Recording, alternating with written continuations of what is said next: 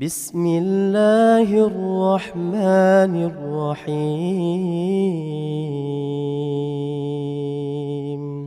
بسم الله الرحمن الرحيم. الحمد لله والصلاة والسلام على رسول الله وعلى آله وأصحابه ومن تبع هداه. أشهد أن لا إله إلا الله وحده لا شريك له وأشهد أن محمدا عبده ورسوله صلى الله عليه وعلى آله وصحبه وسلم تسليما كثيرا. أما بعد. Al-Islam secara umum sebagaimana diterangkan oleh al-muallif rahimahullahu ta'ala di dalam matan, wa huwal istislamu lillahi bitauhid wal inqiyadu lahu bitta'ah wal bara'atu minasyirki wa ahli, alladhi bima'na al-khas indah. Baik, kita katakan ada dua penggunaan ya. Yang pertama apa? Islam yang dibawa oleh Rasulullah sallallahu alaihi wa ala alihi wa sahbihi wasallam. Itu Islam bermakna khusus. Yang kedua, apa yang kedua? Yang kedua adalah arkanul Islam itu sendiri. Sehingga kalau ditanya, Islam itu apa? Islam itu adalah engkau bersaksi bahwa tidak ada sesembahan yang berhak diibadahi kecuali Allah dan Muhammad adalah utusan Allah. Menunaikan salat, mengeluarkan zakat, berpuasa di bulan Ramadan, kemudian berhaji ke Baitullah. Itu Islam. Makanya ketika Jibril datang kepada Rasul sallallahu alaihi wasallam menanyakan apa? Apa kata Jibril? Ya Muhammad, akhbirni anil Islam.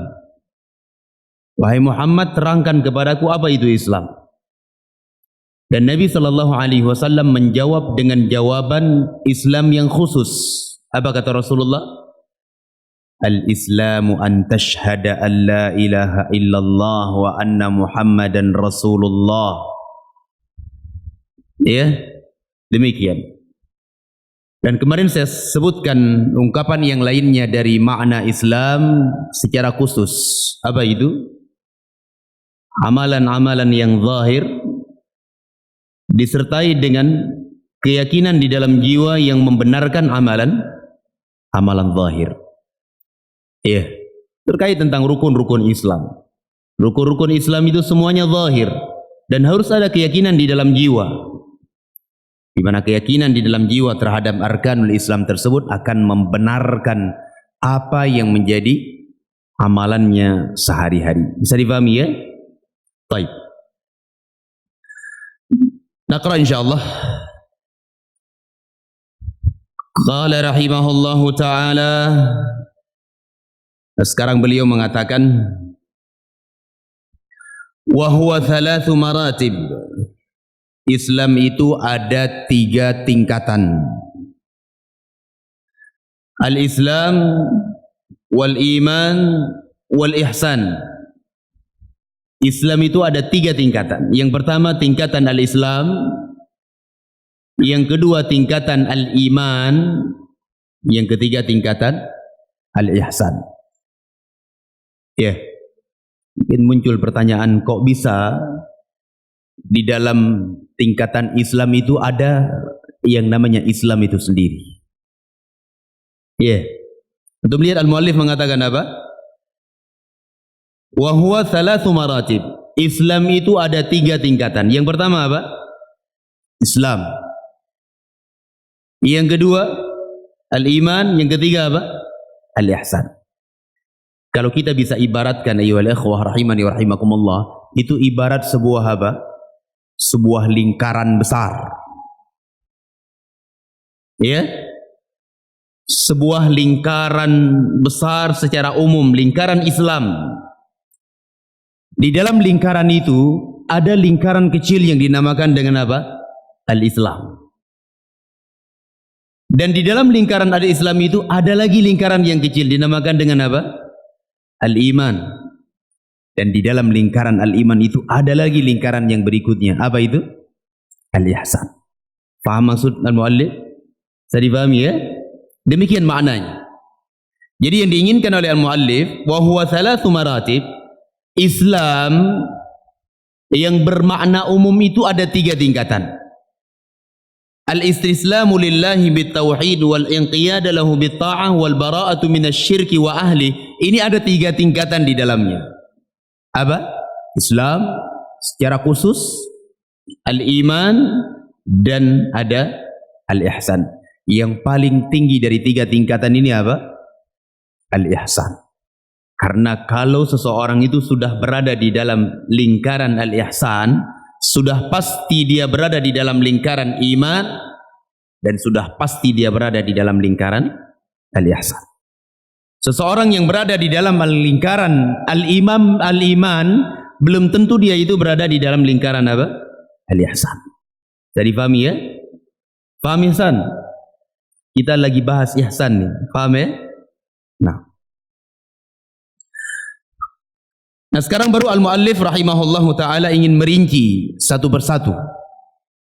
Ini baiknya uslub cara al-muallif di dalam membahas. Awalnya beliau membahas tentang ad-din, kemudian beliau bahas tentang Islam, kemudian beliau bahas tingkatan-tingkatan Islam secara global. Baru setelah itu beliau menjelaskan satu persatu secara terperinci. Faqala wa kullu martabatin laha arkan. Masing-masing dari tingkatan al-Islam tersebut ada rukun-rukunnya.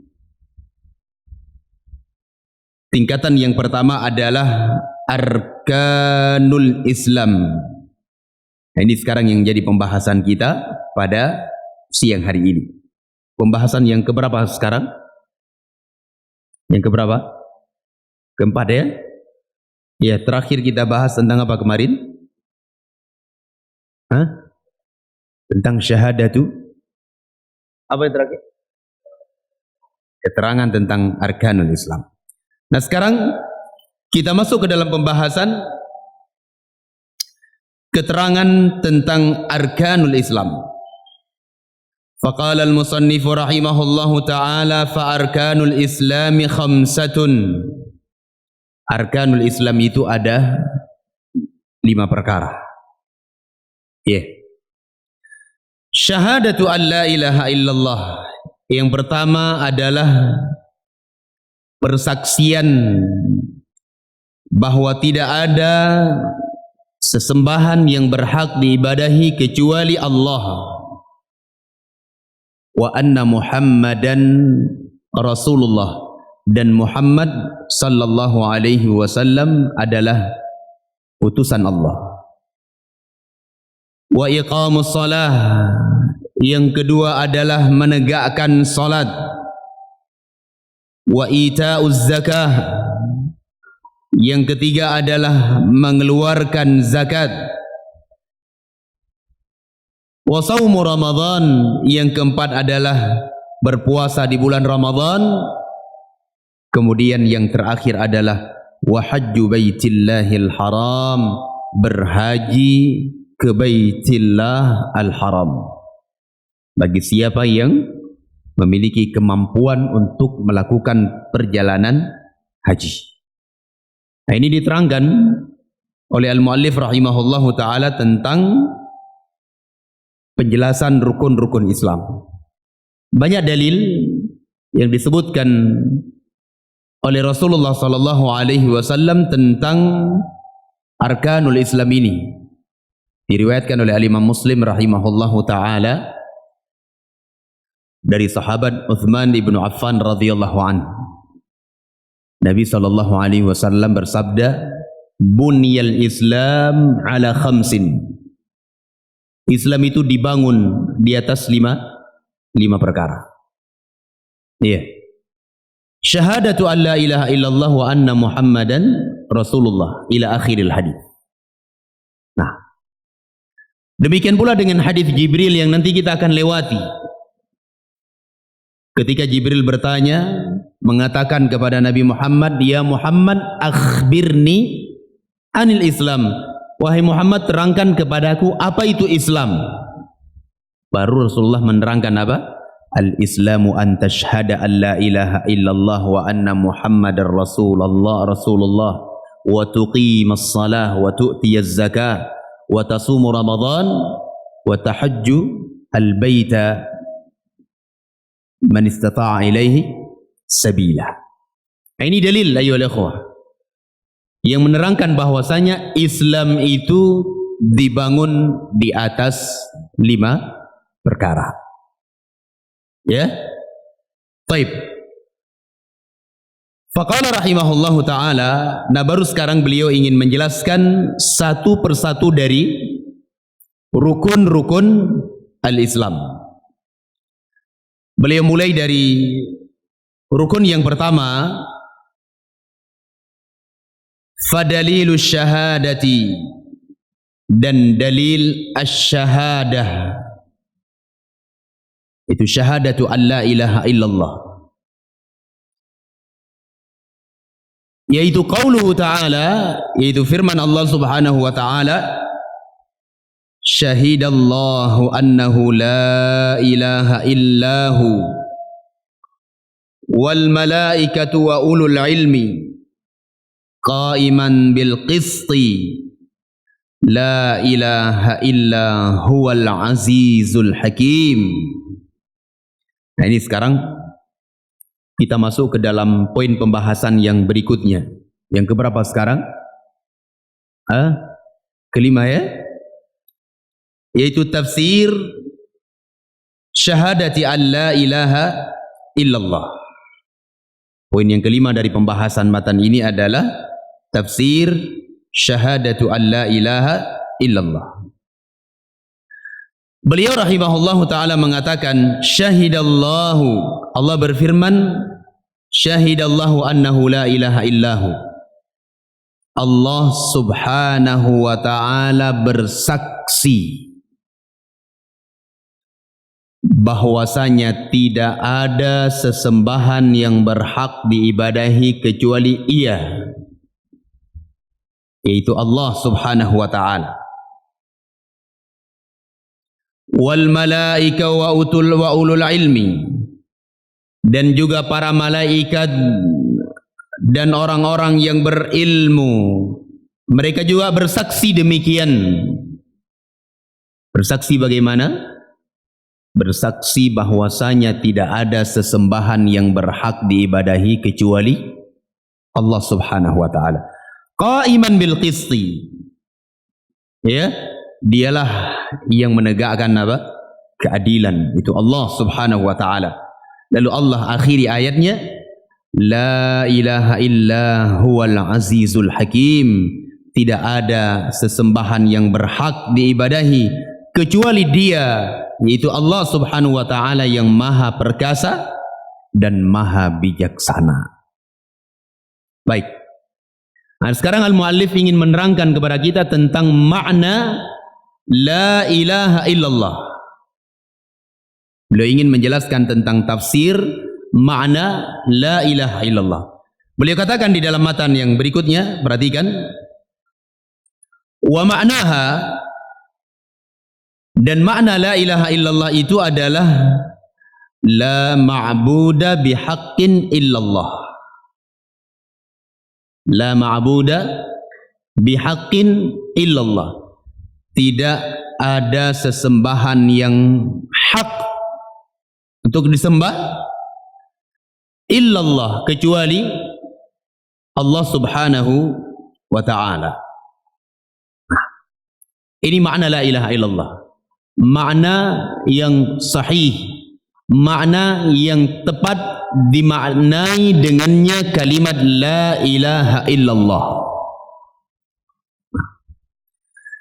Adapun selain dari makna ini tidak tepat. Sebagian orang ada yang memaknai la ilaha illallah dengan kalimat la khaliqa illallah, tidak ada pencipta selain Allah. Nah, ini maknanya tidak sahih untuk dimaknai kalimat la ilaha illallah. Saya tulis ya.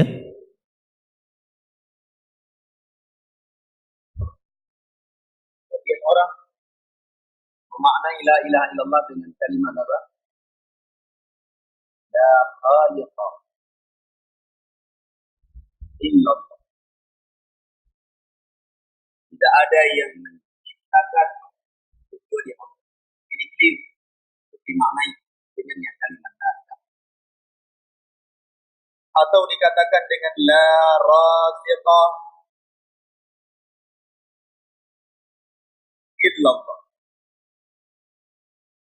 Tidak ada yang memberi rezeki kecuali Allah Subhanahu wa ta'ala. Ayolah ikhwan, rahimani wa rahimakumullah, tidak cocok la ilaha illallah diartikan dengan. Kenapa? Kalau kita mengatakan makna la ilaha illallah itu adalah tidak ada pencipta selain Allah, niscaya secara tidak langsung kita sudah memasukkan orang-orang ini ke dalam bingkai apa? Islam. Kenapa? Karena kaum musyrikin dahulu ketika ditanyakan kepada mereka siapa yang menciptakan, siapa yang memberi rezeki, mereka menjawab siapa? Allah Subhanahu wa ta'ala. Siapa bisa mendatangkan ayat? Ridho. Apa ayatnya? Ayo.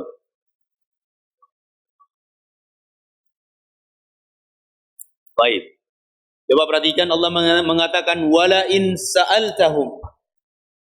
Kalau engkau tanyakan kepada mereka wahai Nabi Muhammad, man khalaqas samawati wal arda, siapa yang menciptakan langit dan bumi? Mereka menjawab siapa? Allah Subhanahu wa ta'ala. Ya. Pasti mereka menjawab Allah Subhanahu wa ta'ala. Ini musyrikin dahulu. Di zaman Rasul sallallahu alaihi wasallam. Nah, kalau seandainya makna la ilaha illallah itu adalah tidak ada pencipta kecuali Allah Azza wa Jal, niscaya secara tidak langsung kita sudah masukkan kaum musyrikin itu ke dalam Islam. Karena mereka meyakini, karena mereka mengakui yang menciptakan adalah Allah. Ya. Namun kenyataannya apa ya ayyuhal ikhwah? Kita mendapati di dalam ayat dan ahadits kaum musyrikin mereka menentang kalimat la ilaha illallah. Menentang. Ya.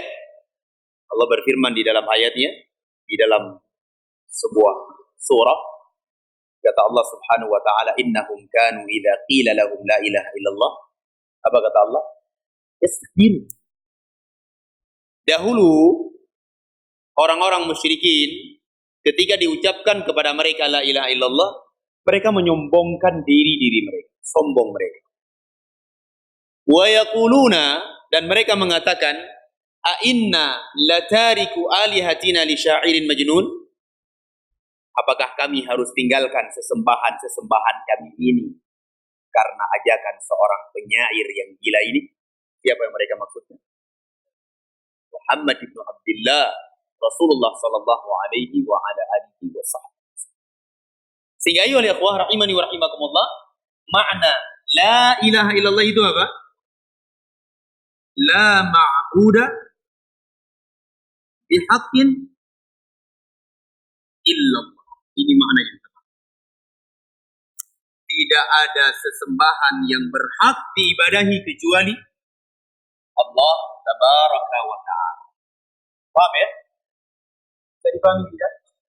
Baik. Kemudian ayyuhal ikhwah, di dalam kalimat la ilaha illallah, kalimat la ilaha illallah terdapat di dalamnya dua rukun.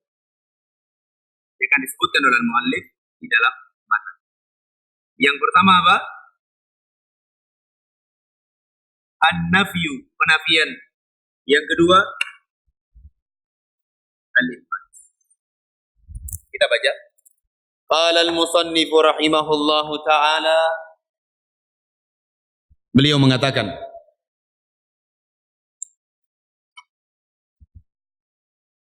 la ilaha, kalimat la ilaha nafiyan jami'a ma yu'badu min dunillah.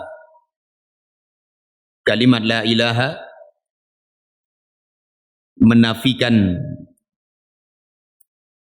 jami'a, seluruh ma yu'badu min dunillah, seluruh apa yang disembah selain Allah Subhanahu wa ta'ala. Itu kalimat la ilaha. Itulah yang dinamakan dengan rukun yang pertama dari rukun la ilaha illallah. Apa itu? An-nafyu, peniadaan. Dia meniadakan segala peribadatan kepada selain Allah.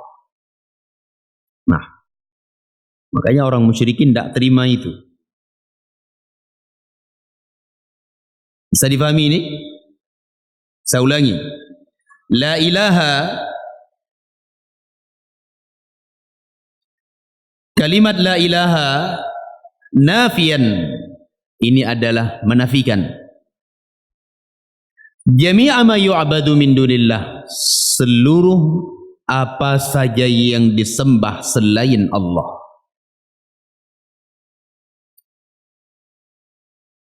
Sedangkan kalimat illallah, ini dia rukun yang kedua. Ya?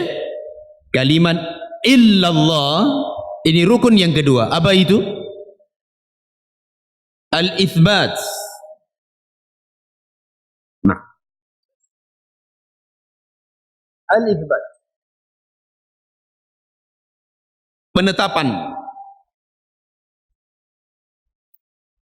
Qala rahimahullah muthbitan al-ibadata lillahi wahdahu la syarika lahu fi ibadatih.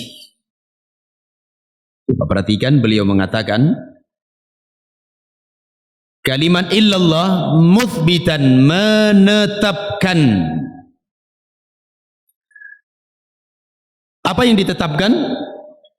Al-ibadata lillahi wahdah, menetapkan peribadatan untuk Allah Subhanahu wa ta'ala satu-satunya. La syarika lahu fi ibadatihi, tidak ada sekutu bagi Allah di dalam peribadatan kepadanya. Tidak ada sekutu bagi Allah di dalam peribadatan kepadanya. Kama annahu la syarika lahu fi mulkihi, sebagaimana tidak ada sekutu bagi Allah Subhanahu wa ta'ala di dalam kerajaan Allah. Nah, bisa difahami ini ayolah ikhwah? Ya? Jadi di dalam kalimat makna la ilaha illallah adalah apa? La ma'buda bihaqqin illallah. Tidak ada sesembahan yang berhak diibadahi kecuali Allah. Dan di dalam kalimat la ilaha illallah itu terdapat dua rukun. Apa yang pertama? Ihsan. An-nafi. Apa itu yang dinafikan?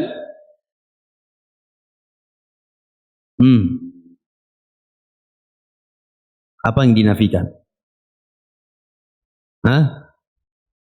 Dinafikan apa? Ya Ihsan.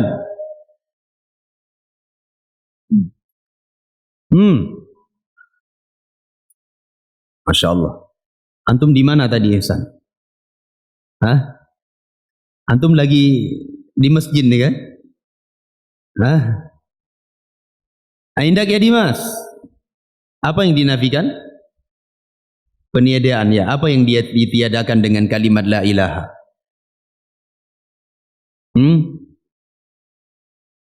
Yang ditiadakan itu apa?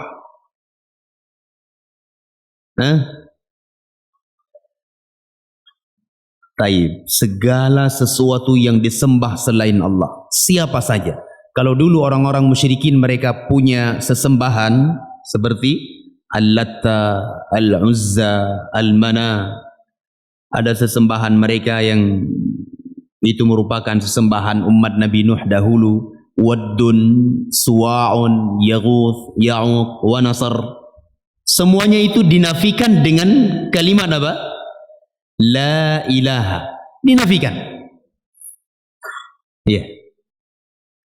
Adapun yang kedua dari rukun la ilaha illallah apa? Al-itsbat. Penetapan. Apa yang ditetapkan? Peribadatan hanya untuk Allah Subhanahu wa taala semata. Makanya ayyuhal ikhwah, orang-orang musyrikin dulu tidak terima mereka. Tidak terima. Imam Muslim menyebutkan sebuah kisah di dalam kitab sahih beliau. Beliau mengatakan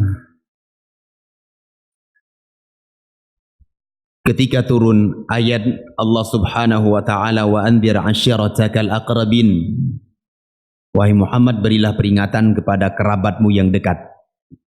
Di dalam surat apa itu? Ilham?